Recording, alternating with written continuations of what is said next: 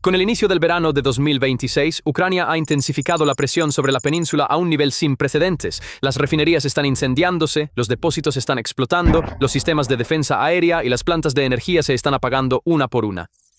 Sin embargo, en medio de todo ese ruido, el golpe decisivo está cayendo en un lugar mucho más silencioso, en los enlaces de transporte que conectan Crimea con el continente. Ucrania está cortando esos enlaces uno a uno, atacando los puentes sobre el canal, deteniendo los transbordadores, atrapando las carreteras dentro del alcance de sus drones.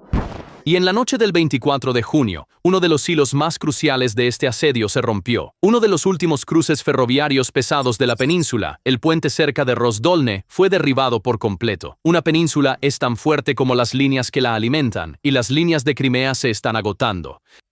En este video explicaremos por qué la caída de un solo puente podría perjudicar a Putin más que cualquier ataque en meses. La caída del puente fue planeada bajo la superficie. Las unidades de ataque intermedias de las Fuerzas de Operaciones Especiales de Ucrania se movieron junto con agentes del movimiento de resistencia en la península y apuntaron al puente ferroviario que cruza el canal de Crimea del norte cerca del pueblo de Rozdolne.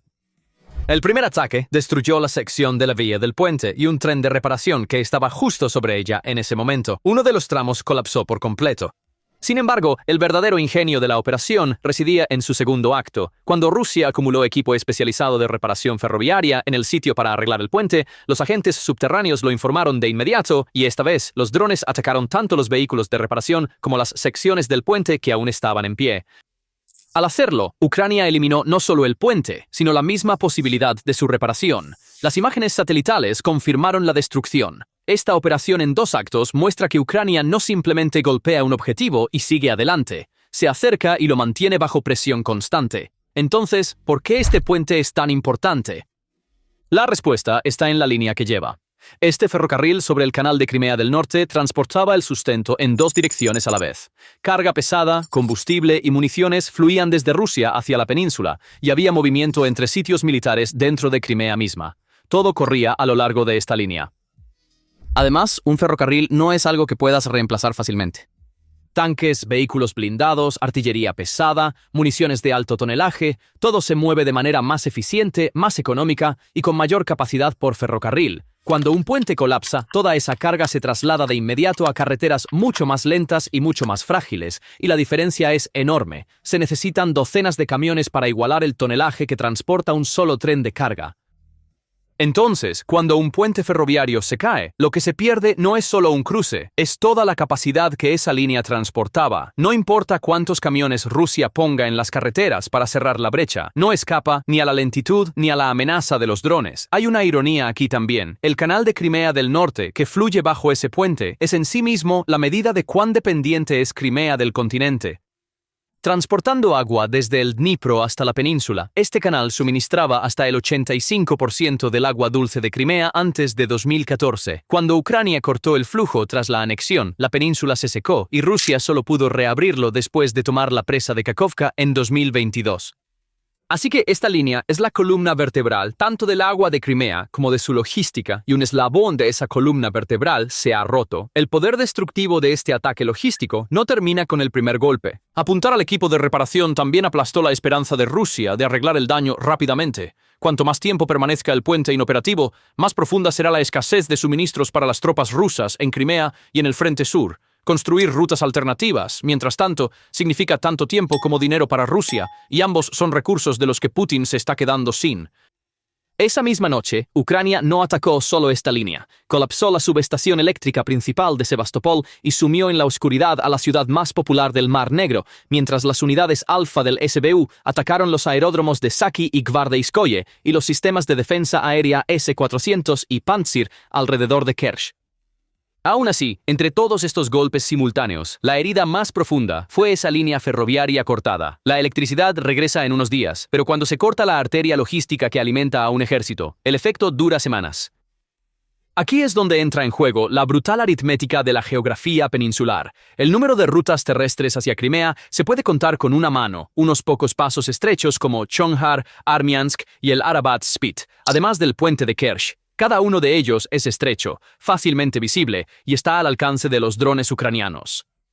Si quieres estrangular una península, el número de puntos que tienes que golpear es sorprendentemente pequeño. Por eso el colapso de un solo puente ferroviario no es simplemente la pérdida de ese puente, significa el estrangulamiento de toda una línea. Con el ferrocarril fuera de servicio, la carga se traslada a las carreteras, pero las carreteras son más lentas, más costosas y están expuestas.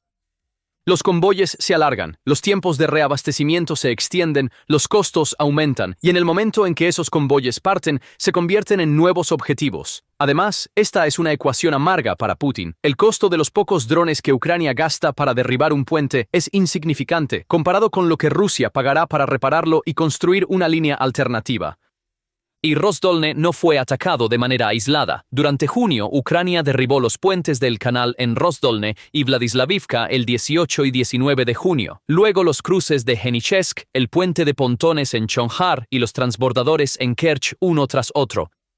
Los camiones pesados ya habían sido prohibidos en el puente de Kerch, y el tráfico en la R-280, la carretera vital del continente, había caído en más de 2/3 durante el último mes. Así que el ataque del 24 de junio fue el apretón final en un punto de estrangulamiento que ya se había estrechado.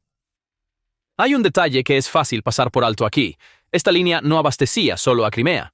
La península también es un centro de suministro que se extiende hacia las fuerzas de Rusia en el frente sur. Cuando la logística que fluye hacia Crimea se estrangula, esa congestión se extiende hacia afuera, hasta las unidades rusas hacia Jersón y Zaporizhia.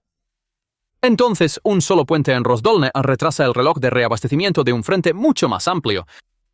Después del colapso del puente ferroviario de Rozdolne, Rusia recurrió a una variedad de métodos alternativos para mantener el flujo de su logística, estableció puentes de pontones, aumentó los recorridos de barcazas y transbordadores, trasladó los envíos a las horas nocturnas y trató de disfrazar algunos convoyes como vehículos civiles. Sin embargo, estas medidas no lograron resolver el problema estructural. El transporte por carretera simplemente carecía de la capacidad para igualar el tonelaje que transportaba el ferrocarril. Además, los drones de inteligencia de Ucrania seguían detectando y atacando sistemáticamente los convoyes en los cruces de pontones alrededor de Chonhar y Henichesk. El verdadero problema para Rusia era que las rutas alternativas también estaban al alcance de Ucrania. El tráfico en la carretera R-280 ya había disminuido drásticamente en las últimas semanas. Mientras tanto, el puente de Kerch llevaba mucho tiempo cerrado para vehículos pesados. Bajo estas condiciones, la flexibilidad logística de Rusia se redujo constantemente. Cada nueva ruta significaba más tiempo, mayor costo y mayor riesgo. Ucrania, por su parte, seguía vigilando y atacando esas rutas también, interrumpiendo continuamente los intentos de Rusia de adaptarse.